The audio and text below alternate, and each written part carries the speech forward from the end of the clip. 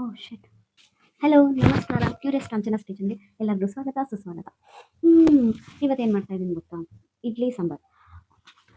ಇಡ್ಲಿಗೆ ಸಾಂಬಾರು ಅಲ್ಲ, ಇಡ್ಲಿ ಜೊತೆಗೆ ಸಾಂಬಾರು. ಇಡ್ಲಿಗೆ ಯಾವ ಸಾಂಬಾರು ಗೊತ್ತಾ? ಟೊಮೊಟೊ ಸಾಂಬಾರು ಮಾಡ್ತಾ ಇದ್ದೀನಿ. ಫಸ್ಟು ಇಡ್ಲಿ ಮಾಡೋಣ ಬನ್ನಿ. ಇಡ್ಲಿನ ಬೇಯಿಟ್ಟಿಟ್ಬಿಟ್ಟು ಆಮೇಲೆ ಟೊಮೊಟೊ ಸಾಂಬಾರು ಮಾಡೋದು ಹೆಂಗೆ ಅಂತ ನೋಡ್ಕೊಂಬರೋಣ. ಫಸ್ಟು ಇಡ್ಲಿನ ಹಾಗೆ ಬೇಯಿಟ್ಟಿಡೋದು.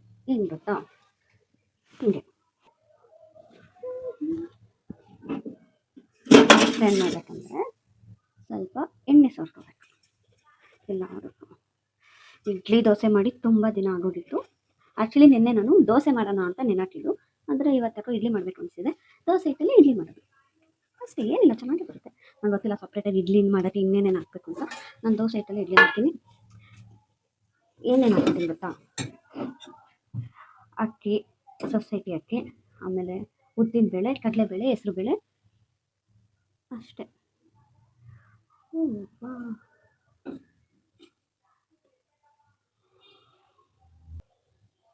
ಆ್ಯಕ್ಚುಲಿ ಒಂದು ವಿಷಯ ಮರ್ತೇ ಹೋದೆ. ಫಸ್ಟು ಇಡ್ಲಿ ಪಾತ್ರೆ ನೀರು ಹಾಕ್ಬೇಕು ತಾನೆ, ಅದನ್ನೇ ಮರ್ತಿದ್ದೀನಿ. ಈಗ ಇಡ್ಲಿ ಪಾತ್ರೆಗೆ ನೀರು ಹಾಕ್ತಾಯಿದ್ದೀನಿ.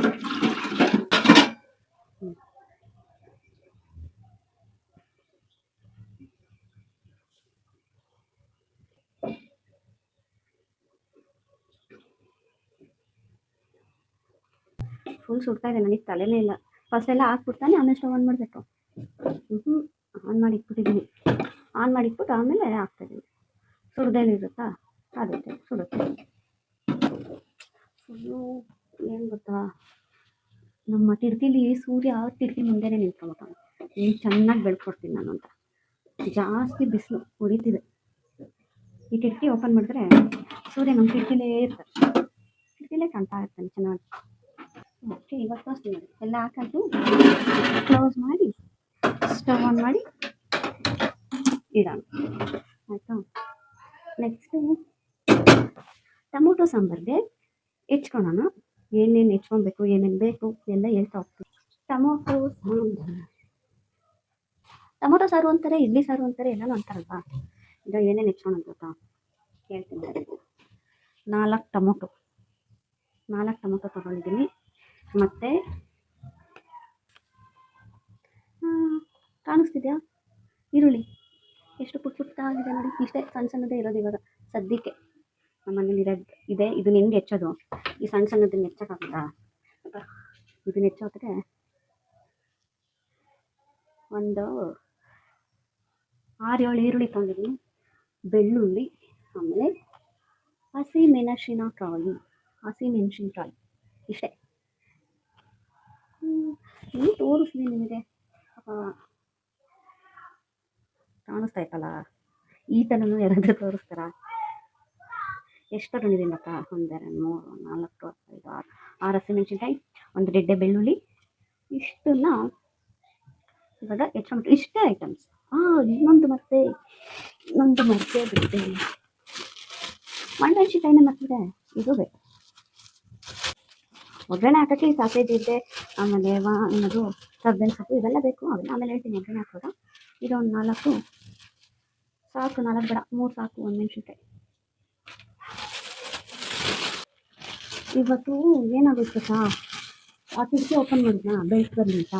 ಓಪನ್ ಮಾಡ್ತಿದ್ದಂಗೆ ಅಲ್ಲೊಂದು ಸಣ್ಣ ಕಲಿಕೆ ಬಿಡೋದು ಕೆಳಕ್ಕೆ, ಕಿಟಕಿ ತೆಗಿತಿದ್ದಂಗೆ ಬಿದ್ದುಬಿಟ್ಟು ಕೆಳಕ್ಕೆ. ಅದು ಎಲ್ಲೋಯ್ತು ಆಮೇಲೆ ಗೊತ್ತೇ ಆಗಲಿಲ್ಲ. ಅದನ್ನ ಹಿಡಿದು ಬಿಸಾಕೋಣ ಅಂದರೆ ಬಿಸಾಕೋಕ್ಕೂ ಆಗಿಲ್ಲ. ನನಗೆ ಆ ಪಲ್ಲಿ ನೋಡಿದ್ರೆ ಎಷ್ಟು ಉಳಿತಂದರೆ ಸಿಟ್ಟೆಲ್ಲ ಬರುತ್ತೆ. ಅದನ್ನು ಬಿಸಾಕೋಕ್ಕೂ ಆಗಲ್ಲ, ಹಿಡಿಯೋಕ್ಕೆ ಟೈರು ಸಿಗಲ್ಲ. ಅದೆಲ್ಲ ಓಡೋಗ್ಬಿಟ್ಟು ನನಗಂತ ನೋಡಿದ್ರೆ ಭಯ. ಅದೆಲ್ಲ ಹೋಯ್ತು, ಇದೆಲ್ಲ ಕಾಣಿಸ್ತಿಲ್ಲ ಅಂತ ಕ್ಲಿಯರ್ ಮಾಡ್ಕೊಂಡ್ಮೇಲೆ ಅಡುಗೆ ಮಾಡ್ತಾಯಿದ್ದೀನಿ. ಸದ್ಯಕ್ಕೆ ಎಲ್ಲೂ ಇಲ್ಲ. ಐ ಥಿಂಕ್ ಸ್ವಲ್ಪ ಕಾಣಿಸ್ತಿದೆ ಅನ್ಕೊಂತೀನಲ್ಲ. ಎಸ್, ಕಾಣಿಸ್ತಿದೆ. ಫಸ್ಟ್ ಈರುಳ್ಳಿ ಹೆಚ್ಚು ಒಗ್ಗರಣೆಗೆ ಅಲ್ಲ, ಬೇಗ ಹಾಕ್ಬೇಕು. ಏನಪ್ಪ ಸಣ್ಣ ದಪ್ಪ ಪುಟ್ಟಿ ಹೆಚ್ಚಾಕ್ಬಿಡ್ತೀನಿ, ರುಬ್ಬೇಕಲ್ವಾ.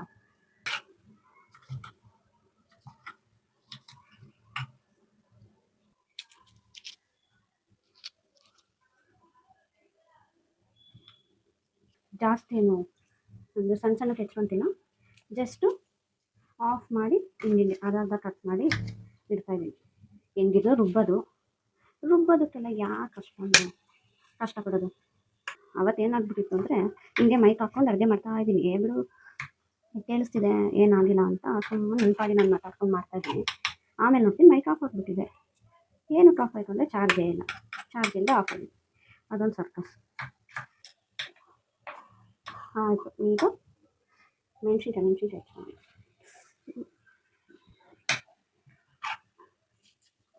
ಇದು ಓವರ್ ತಿಂಕಿಂಗ್ ಮಾಡ್ತೀನಿ ಅಷ್ಟೇ, ಇನ್ನೇನಿಲ್ಲ. ಇವಾಗ ಟೊಮೊಟೊ ಹೆಚ್ಚೋಣ ಅಷ್ಟೇ. ಒಂಥರ ಆಮೇಲೆ ನಾನು ಈ ಬೆಳ್ಳುಳ್ಳಿ ಹಾಕಿ ನೀರಲ್ಲಿ ಹಾಕಿದ್ದೀನಿ. ಏನಪ್ಪ ನೋಡಿ ನೆನೆದೋಗ್ಬಿಟ್ಟೈತೆ ತಲೆನೇ. ಈ ಈರುಳ್ಳಿ ಟೊಮೊಟೊನೆಲ್ಲ ನೀರಲ್ಲಿ ಹಾಕ್ಕೊಳ್ಳೋದಲ್ಲ, ಈ ಬೆಳ್ಳುಳ್ಳಿನ ಹಾಕ್ಬಿಟ್ಟಿದ್ದೀನಿ ಅಷ್ಟು. ಇದು ಏನು ಗೊತ್ತಾ, ಇವಾಗ ಈರುಳ್ಳಿ ಟೊಮೊಟೊ ಮೆಣಸಿನ್ಕಾಯಿ ಎಲ್ಲನೂ ಚೆನ್ನಾಗಿ ಕಟ್ ಮಾಡ್ಕೊಂಡು ಆಯಿತು ನೀಟಾಗಿ. ಇವಾಗ ಅದನ್ನೆಲ್ಲ ಕುಕ್ಕರಲ್ಲಿ ಹಾಕಿ ಒಂದು ವಿಷಲ್ ಹೊಡ್ಸೋದು. ನೋಡ್ತೀರಾ, ನೋಡಿ ಎಲ್ಲ ಕಟ್ ಮಾಡಿ ಇಟ್ಟಿದ್ದೀನಿ. ನೋಡಿ ಕುಕ್ಕರಲ್ಲಿ ನೀರು ಹಾಕಿದ್ದೀನಿ. ಈಗ ಟೊಮೊಟೊ, ಮೆಣಸಿನ್ಕಾಯಿ ಎಲ್ಲ, ಬೆಳ್ಳುಳ್ಳಿ, ಮೆಣಸಿನ್ಕಾಯಿ, ಟೊಮೊಟೊ, ಈರುಳ್ಳಿ ಇಷ್ಟನ್ನು ಹಾಕಿ ಒಂದೆರಡು ವಿಷಲ್ ಹೊಡಿಸ್ಬೇಕು. 1 ಇಲ್ಲ 2 ಚೆನ್ನಾಗಿ ಸಾಫ್ಟಾಗಿ ಬೇಯಬೇಕು. ಇದೆಲ್ಲ ಹಾಕಿದ್ದೀನಿ. ಈಗ ಕುಕ್ಕರ್ ಲಿಡ್ ಕ್ಲೋಸ್ ಮಾಡಿ ವಿಷಲ್ ಹೊಡಿಸ್ಬೇಕು. ಕ್ಲೋಸ್ ಮಾಡೋಕ್ಕೆ ಮುಂಚೆ ಉಪ್ಪು ಹಾಕದೆ ಮರ್ತೋಗ್ತೀನಪ್ಪ. ಉಪ್ಪು ಹಾಕ್ಬಿಟ್ಟು ಈಗ ಕುಕ್ಕರ್ ಕ್ಲೋಸ್ ಮಾಡಿ ವಿಷಲ್ ಹೊಡ್ಸೋಣ.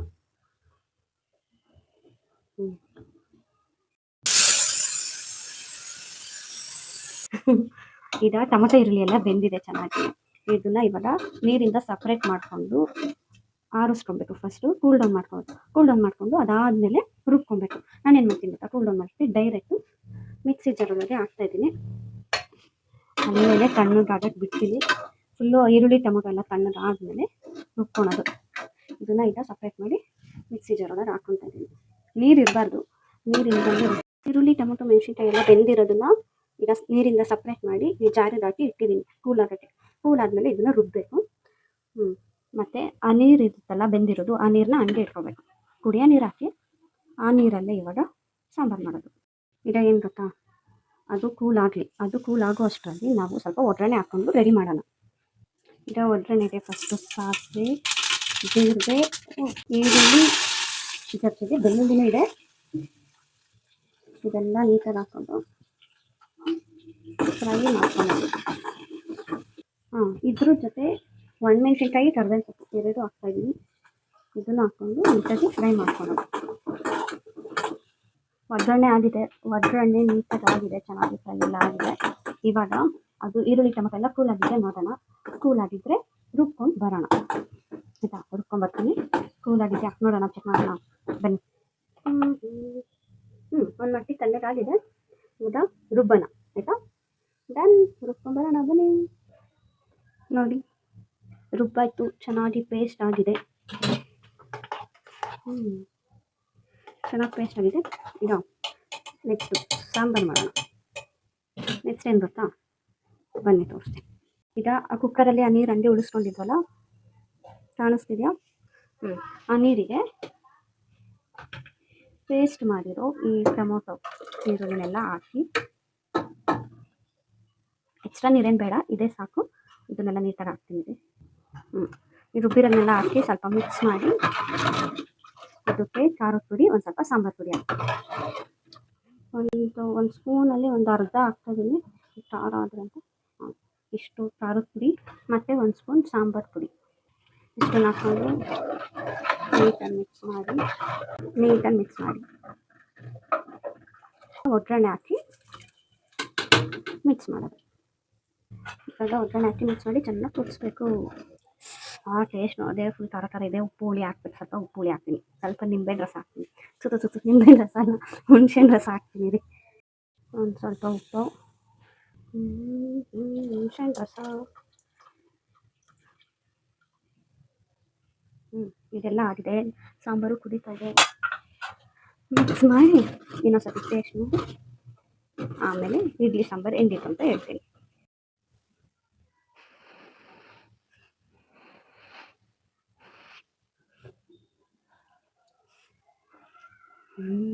ಸಾಂಬಾರಂತೂ ಸೂಪರಾಗಿ ಬಂದಿದೆ. ಇಡ್ಲಿ ಜೊತೆ ಬಾರಿಸದೆ. ನಿಜ ಹೋಟ್ಲಲ್ಲಿ ತಿನ್ನೋ ಇಡ್ಲಿ ಸಾಂಬಾರು ಥರನೇ ಇದೆ. ನಿಜ ಚೆನ್ನಾಗಿದೆ, ಸಖತ್ತಾಗಿದೆ.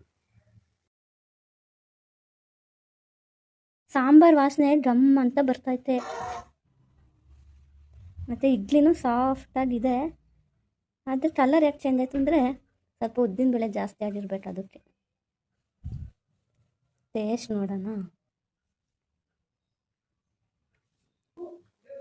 ಕ್ಯೂರಿಯಸ್ ಆಗಿರಿ, ಕುಕ್ ಮಾಡ್ತಾ ಇರಿ.